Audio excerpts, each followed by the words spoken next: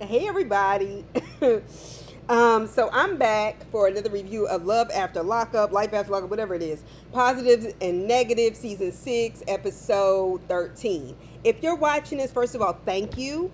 Also, please be sure to like the video and subscribe to the channel.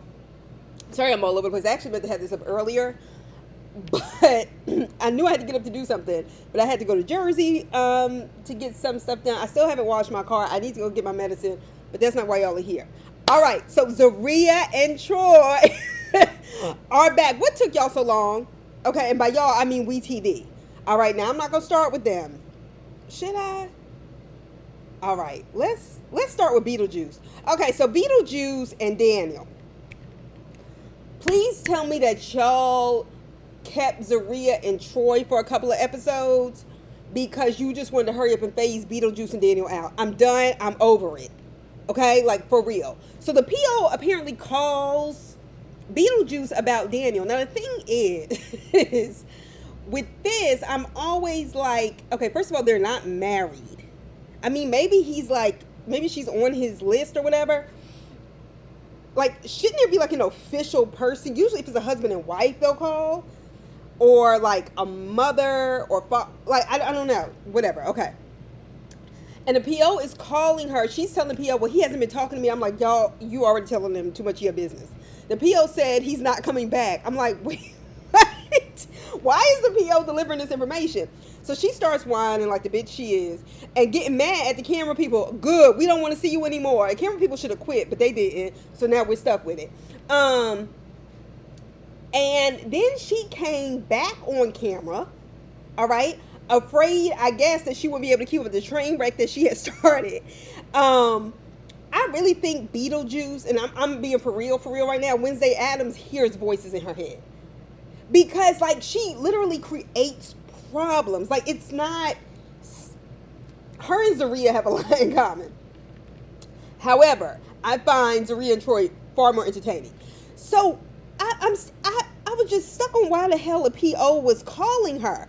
And all I could think was, is the PO calling her to try to remove him from the house?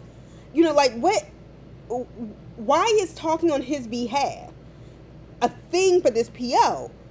And all I can think is he definitely told the PO his business, but he also likes the toxicity. Because we can see that, because he keeps going back to it. All right, she also really claims she did nothing wrong. She always claims that. Her saying she doesn't have the energy, I was like, to deal with this, and I just get, baby, you don't have the energy, but you don't work. You got plenty of money. I'm trying to understand, okay?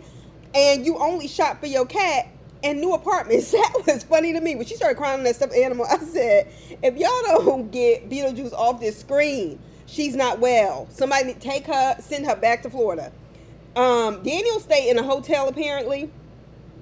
Okay, we don't care because he's tired of her crazy ass. Please just get tired of her for real, Daniel. And get the hell off this show because it already seems like you are sliding back into your habits. I'm not saying because you have one or two drinks that is a complete relapse. But it's not looking good.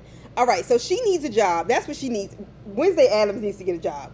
Okay? Or she needs to go back under her parents. She needs, what do they call it? Like a custodian? What's the thing like Wendy Williams and Britney Spears were under? What is it? A custodianship? I say custodianship, but that's what you call kids. Guardianship or something like that. Anyway, but she needs one of those. She's somebody who needs one. And all she does is complain. Like, I don't even understand how they have any kind of relationship. She could not have been that different on the phone with him when he was in jail. Because she blamed him for cutting herself with a lamp she dropped or whatever the hell it was. And he wasn't there to help her unpack. I was like, she cray. Like that kind of like way off. All right. Dino, go stay with your family. You are not going to get better staying with her. He'd rather go to a bar. He's on his way back to Scottsdale, but he'd rather go to a bar and meet his friend or several of them than go straight home to Beetlejuice. Are these really your friends, Daniel? Because I don't think they should be inviting you to a bar. And they called it a bar. They didn't say meet us at the restaurant, or, I would say arcade. Do people have arcades anymore? Anyway, his friends are messy though. I can tell they enjoy hearing how crazy Beetlejuice is. Okay, was it me, or did one of those white guys at the table that was sitting around with Daniel and them, there was one who, when everybody was kind of laughing, he wasn't laughing, he was just staring. And something told me he's the person that you call, and if you pay him a few $1,000s, he's your hitman. Something just told me that. Now, I'm not saying I don't want nothing to happen to nobody, but that's what he looked like to me. All right. Anyway, so Justine and Michael. I do think that Justine and Michael may have graduated above this show. And if WeTV wants to come up with something for those other people, then fine. I guess life after Lockup. But nevertheless, I do think that these so-called business partners asking Justine and Michael if they'd be willing to postpone their wedding for this business is out of order. I didn't even think that was an appropriate question. I don't think Justine was wrong for being angry about that. I actually don't.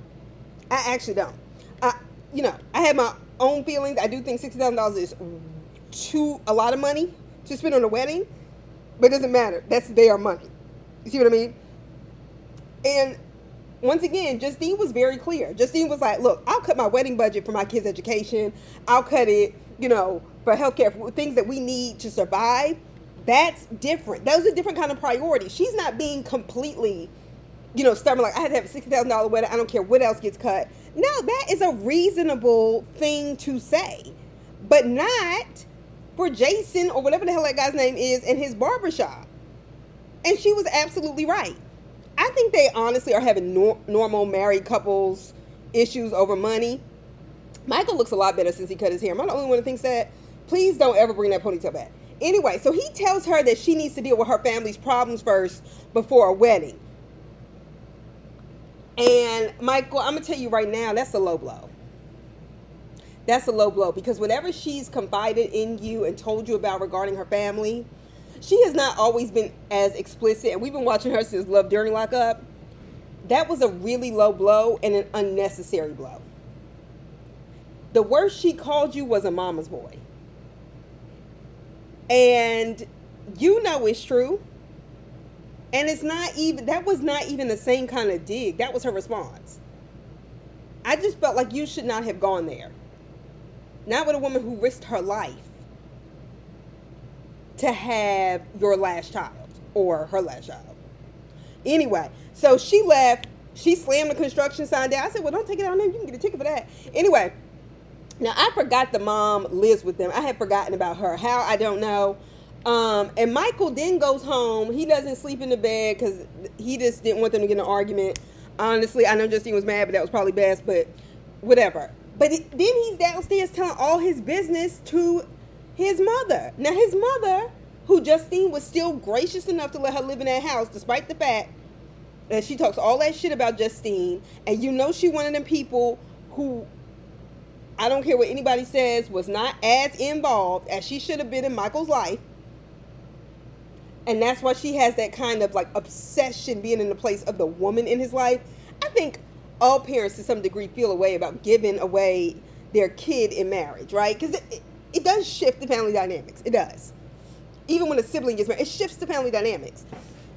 So, but feeling away or just, readjusting is very different than having a perpetual competition with somebody. The mama needs counseling. You talk about Justine especially needs it. Hey, excuse me? Has the insurance fixed your house yet? Because it's time for you to go. Anyway, and you damn sure ain't going to be in my house talking about me in front of my kids like that. All right? Your son was in jail for how long? And you talking about Justine needs counseling? Baby, don't play. Moving on. Will and Court. This is another one. This is done. Okay? No more. No more. All right? Courtney is explaining the best she can, because we all know Courtney is limited, about the lack of privacy in a damn halfway house. Ma'am, with all disrespect, I need you to understand that in a halfway house, It's called a halfway house for a reason. It is not luxurious living. You are not in a hotel. You like, how dare you fix your mouth to complain? You need to be happy you're not in jail. And she wants to do laundry at a friend's house because she needs to get out. No, what you need to do is sit in front of a computer and fill out job applications. This relationship, honestly, is really toxic. It's toxic, okay? And it's unnecessarily toxic because they both engage in it. Will telling her that you all shouldn't stop talking for a few days because y'all have an argument. I thought that was dumb. Yes, I actually think you two should stop communicating, period. Because I think this was a terrible idea, and Will, this was your fault. Because you are also several years older than her. You didn't get got. I mean, you did. But it wasn't like, oh, you couldn't have seen it coming. Okay? Courtney, baby, you look high as hell in that confessional. I mean, you look high. Not like you've been on drugs, but that you are actively high. I know I'm not the only person saying that. All right, so he doesn't want to give her, Will doesn't want to give her any money because he said last time you used it to get high, and she doesn't even call him or whatever. Yeah, but in fairness, it does seem like, I don't really know what can be fair in a toxic relationship, but in addition, should I say, it does seem like you do weaponize money, Will, and that's a controlling mechanism. All right, so she cursed him out on speakerphone at that while he asked her who's with her. And damn if it ain't Mark, right? How come you just didn't say you were going to Mark's house to do laundry instead of trying to make us think this was your homegirl or something? Anyway, and Mark was like, what does it matter? And she turned around and gave him the death stare. And I'm like, okay, first of all, there's a problem. Mark, if you standing around with another man's wife, albeit the marriage is questionable, but it happened, you are standing around behind another man's wife, once again in the ice cold. Why are y'all standing outside? And then his wife turns around and gives you a death stare to remind you that you are supposed to, like, only be used. You are not to be, like, talking so she can get the money. That said to me, both of y'all are trying to scam. That's whatever. Will said, you're not a wife and we're breaking up. And I was like, good. Let's get more Zaria and Troy and entertaining stuff, because this has reached its peak. We don't want Mark, we don't want Courtney, and we damn sure don't want Will. She is laying on the bed in another man's house, okay? Let's be clear. In another man's house, who we all can assume is a 98.78% chance that she has slept with this man multiple times. And she's on a bed in this man's house,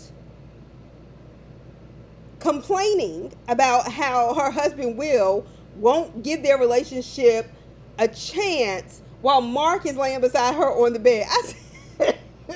I said, girl, bye. Okay. Done. Brooke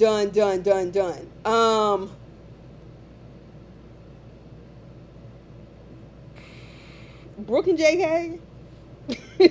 I hate to laugh, but these people have left me no choice. It's either this or we just have to accept that they are just, I do think they are remedial, both of them. Okay, and I think we are justified in assuming that based on the behavior. Okay, so she has, first of all, Brooke, there were so many things wrong with the first 5 minutes of this episode. She's taken like 6 pregnancy tests. She took 6 of them. And I was like, okay. 4 say positive and 2 say negative.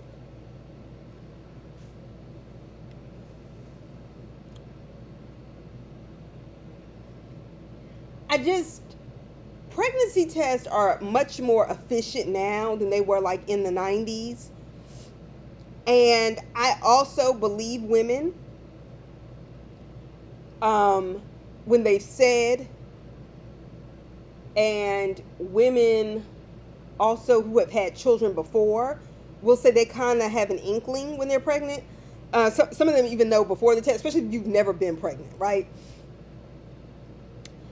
For 4 to come out positive and 2 negative, like, I don't know if you were running water over them. I don't know what you were doing, but something just does not seem right. So he stopped talking to her, surprise, okay? They both, he breadcrumbs and, she's needy, whatever. He stopped talking to her once she lost her job. So therefore, she is of no value to him. Do y'all realize how backwards this shit is? Especially since men are still making more on the dollar than women. Especially white men. And he ain't even got no job. Girl, bye. Anyway, and I said, honestly, I think it's good if he stopped talking to you because it made you go back home to your kids where you belong. So those kids are asking about JK, and all I could do is put my head down like, oh my gosh, they know too much. Like, they knew she hadn't heard from him, which means she's been discussing the fact that she has not spoken to JK. This person that she was trying to convince them would be a father figure in their life. And then he said, no matter what happens with us, I'll always be there for the boys. Baby, when he took you to that trailer park to see his grandmother, and you knew you need to go pick up your kids and he didn't care, why did you believe that? Don't think I forgot about how he snatched some keys out of that car while you were driving. He's reckless. Anyway, and when they say you haven't heard from him, and the little boy, the youngest one, was like, he's probably at his ex's. Like, where did that little boy get that from? You. No, I don't think he got it from Grandma. He got it from you. Grandma watches how she talks around him. So when she told her mom, she told them to go play because I guess, spending more than 10 minutes with them is too much for her. And didn't she ask them, she was like, well, did JK call you all's phone? Brooke, that poor white trash, ghetto shit you pulling, you need to stop. It's too much. It's too much even for me. So she told her mom she took the pregnancy test. And her mom put her head down before she even heard about the pregnancy test. What the results were, it was just like, oh my gosh, can she fucking get it together? Okay.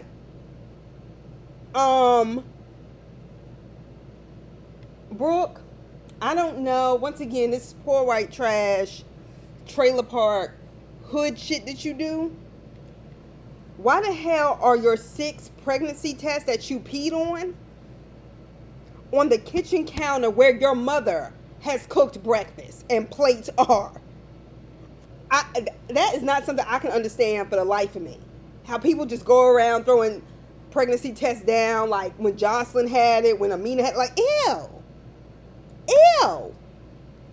Anyway, that's nasty. Like, I don't know what else to say. When her mother said, if you are pregnant, this kid doesn't have a chance in hell, I said, and you could tell she meant it. She meant it from her soul. She told her mom they had been having sex without protection. After her mother said she had been telling her that they were using protection, so on and so forth.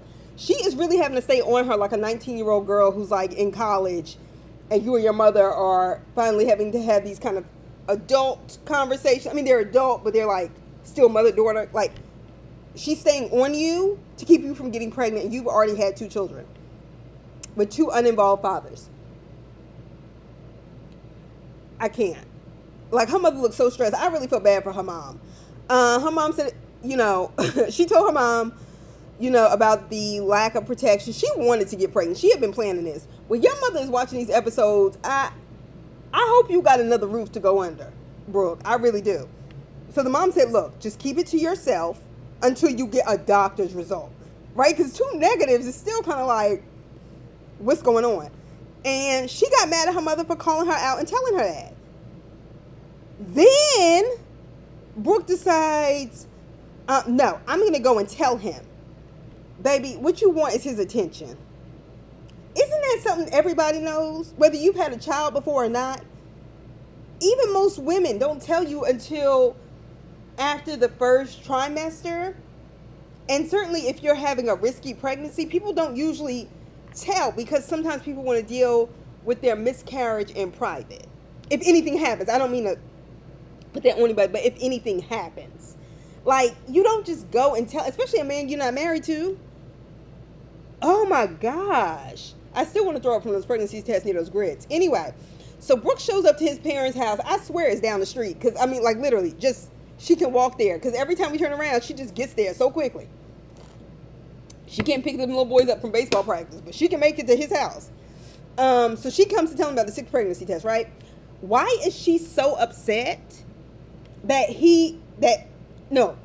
question is, why is he so upset that she doesn't have a job and you don't have one yourself? Now, granted, objectively, you can say, well, one of them do need to be working. No, you don't get to be mad at me for that. You are in a whole ass jail cell for years. Slow your roll. She has not been to a doctor. She has had 2 kids prior. She knows how this goes. Her priority should be to go to the doctor. So JK is going to give his parents, I know he's going to give his parents a fucking stroke. Brooke is mad that they are not excited about the fact that she says she's pregnant. Girl, are you for real? His mother barely wants you around. She told y'all not to do that until, and in fairness, even though the mother, I don't really care for none of these people, but the mother kept saying, it's not that I don't think a baby is a lovely thing, but at the end of the day, you need to be stable. It's expensive to raise a child. Have y'all ever walked in a grocery store and seen the price of Pampers, Similac? And those are things kids need. Breastfeeding don't take off a whole lot of money. Like, that's still exhausting. Anyway. So stepdad was pissed. I guess he said, fuck it, I've done my best and this is all I got to offer. And he said, let me tell you right now, don't come to me for any money. He said he still hasn't learned. He's been to jail 3 times. He still doesn't get it. Stepdad was absolutely right. He was absolutely right, okay?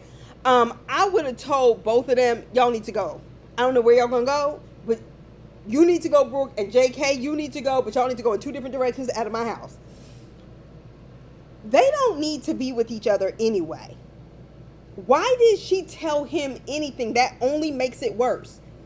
Because honestly, with a motherfucker like, first of all, when she snatched my keys out my car, I would have called the police on his ass. Okay? And I don't even call the police.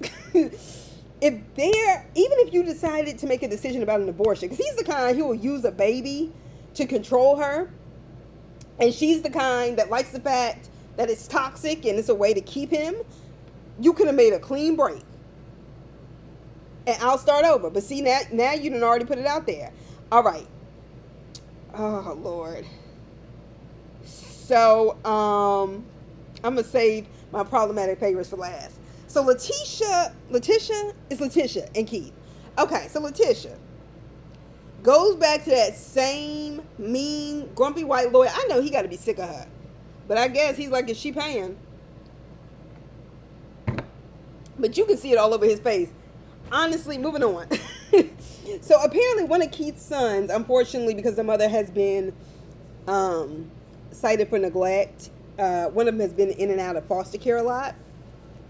And Leticia is asking the lawyer about custody.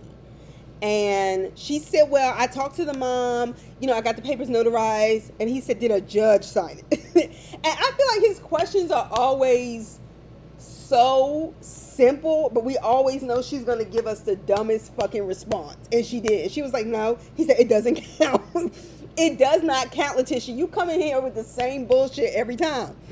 So, Leticia, you should consider that you are bringing a boy and a teenage boy into your home who probably has a great deal of trauma being in foster care, okay? Who has a father that was in jail, which essentially is a form of neglect as well because he's not in his life.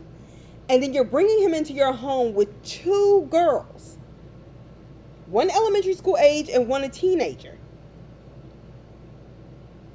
We don't know what this boy has been through.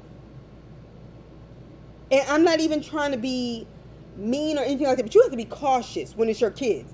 They have not been raised in the same house. simply because you married that man. Also, you got a record. The last thing this boy needs to be is in a house where you might even go to jail. His mother hasn't been in his life, and you know boys deal with that neglect and trauma and that anger and resentment toward women. That's what builds.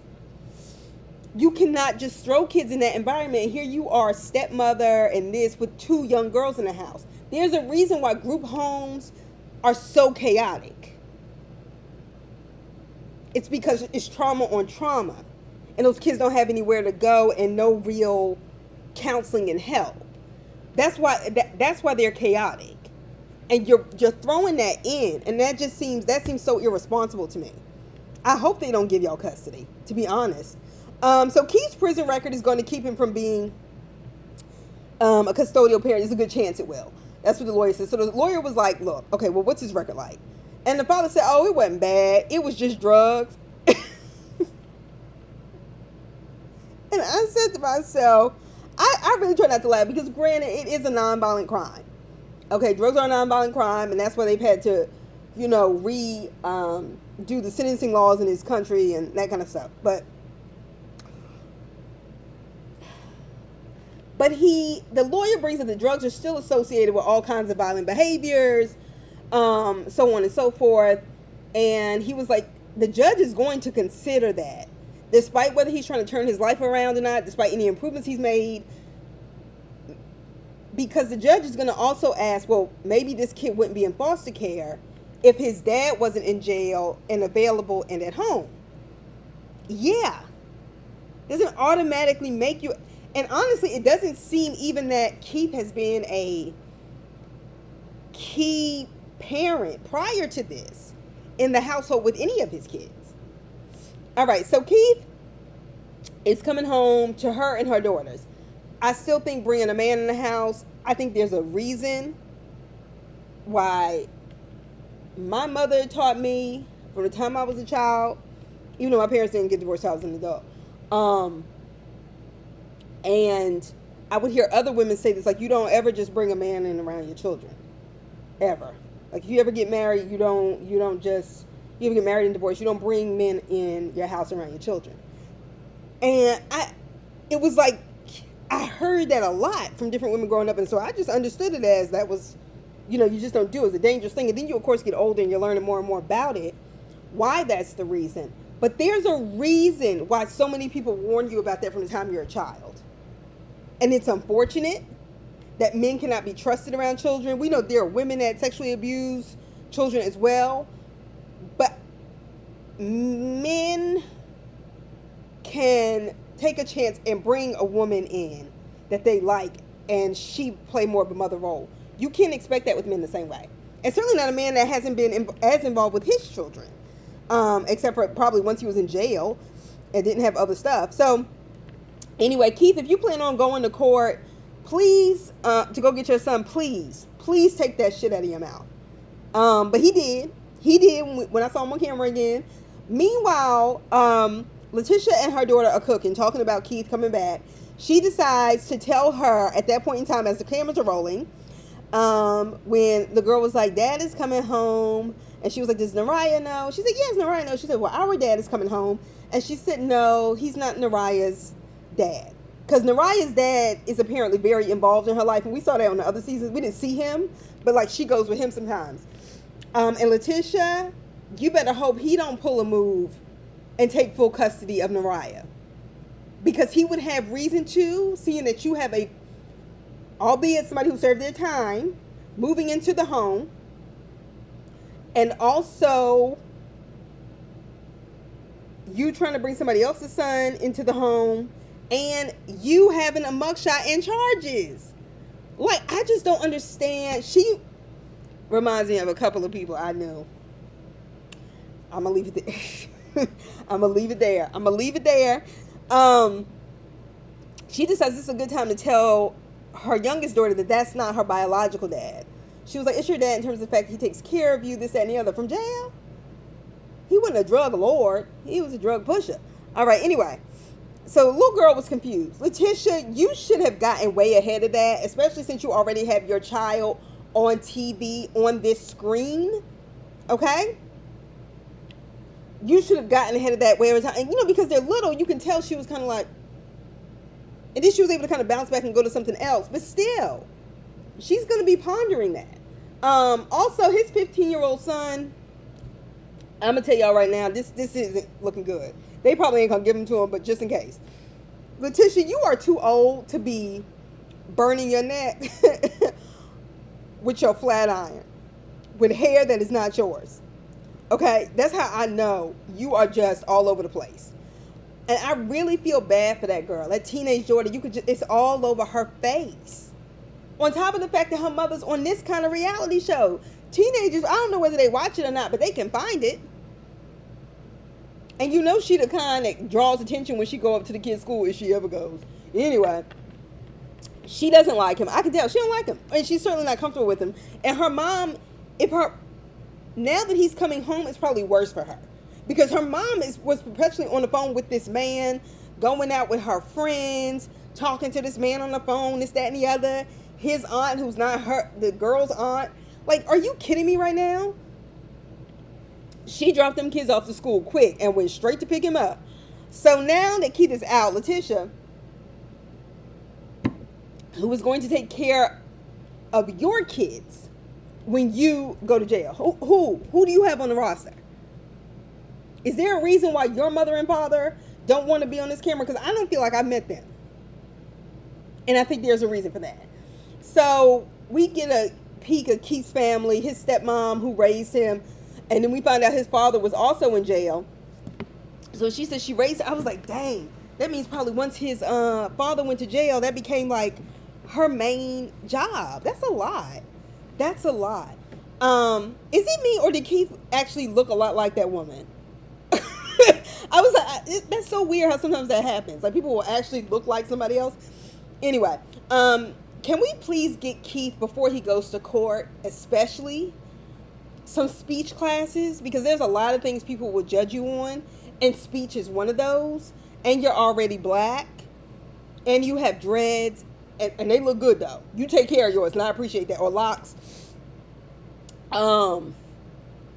We just need to get him some speech class, just so he'll have a better chance, okay?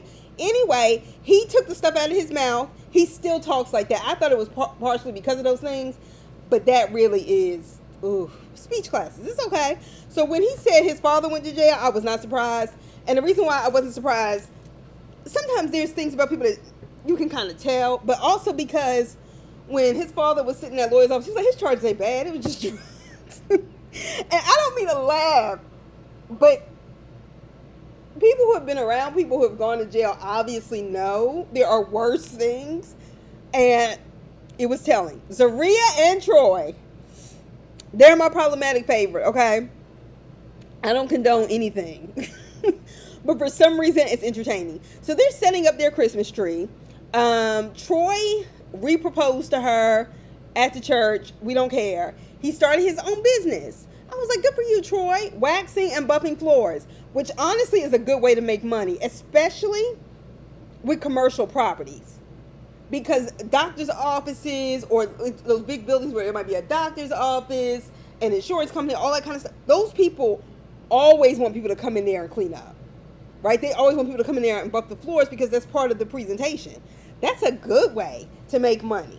Because as time goes on, he can get contracts for schools and stuff like that too. I'm sure after that stuff, makes his exit visibly off his record. But anyway, so Zaria is still beefing with his mother. Surprise. Okay. After she was high in church, I would go somewhere and hide under a rock. But anybody who was dumb enough to get high and go to church probably is not ashamed of it. Anyway, so he unfortunately has married a woman as crazy as his mother. That's unfortunate. They have a lake house now. I think it's good that they got the kind of house that they wanted and Troy's making money. I think Zaria without a job is dangerous because that means Zaria has too much time to concoct story, scenario, situations that can make Troy miserable. Also, I just think being too dependent on men is always dangerous. I don't even think poorly of Troy.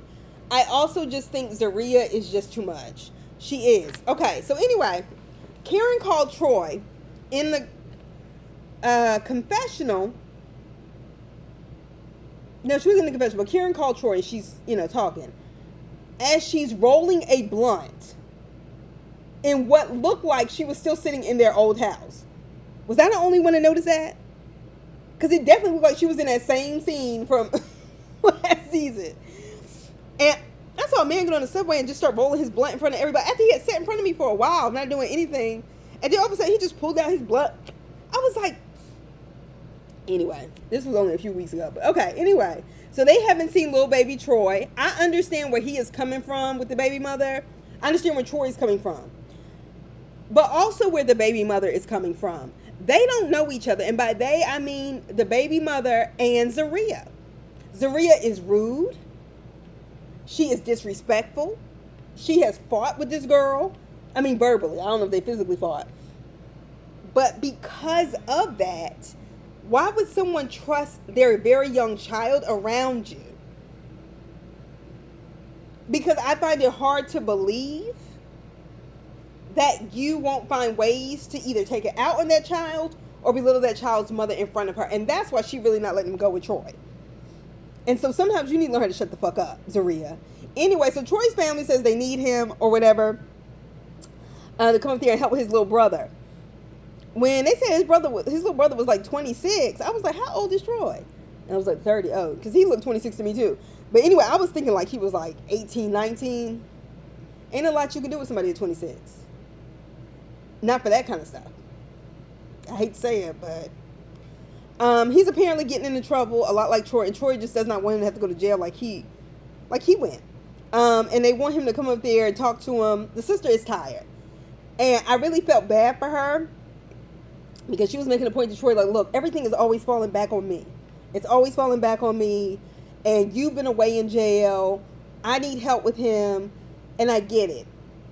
And the reason why I get it is because I feel like that happens to a lot of black women. Even when like the brother or something is not in prison but just running into trouble, it tends to fall on a black woman in the family. You can see that Karen clearly was not an involved parent.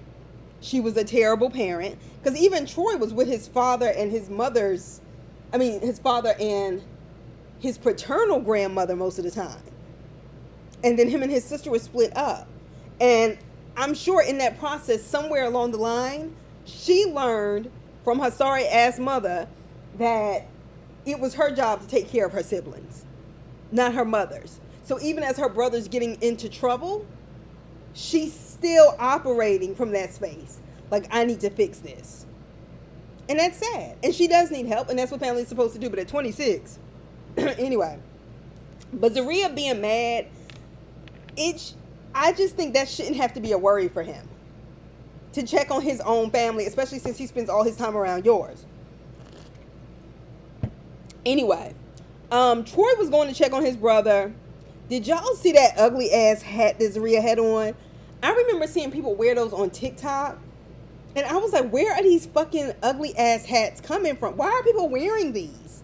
Grown women. I just don't understand why people make themselves ugly on purpose. Because there are a lot of people that do that. I'll say that for another day. But it's coming. Okay? Anyway, Zaria wants to go with him because she wants to know if he's going to see his daughter, she should be there while he checks on his brother. He does not need you for that. The family has had some serious issues because Karen didn't raise them right. Zaria, Karen is going to be there. Okay? You had a pampered upbringing. I know it's difficult. I imagine it's very difficult to have been adopted and not really knowing exactly where you came from. But for the most part, you can tell that you lived well. You have been able to sustain. You can actually expect your parents to catch you when you fall. And so it's different for him. And he has a better chance of seeing his daughter without you coming up there than with you coming up there. Troy is having, you could tell he went in that room and he was having one of those traumatic breakdowns in that room by himself. Because he is stressed, he's worried, he's probably having flashbacks. And she makes it worse because she makes it about her. She needs therapy. And on that note, I will see you all later. Love and Marriage Huntsville is tonight. I may be a little late with that because there's a stoop session in Harlem. But anyway, I'll see y'all soon. Bye.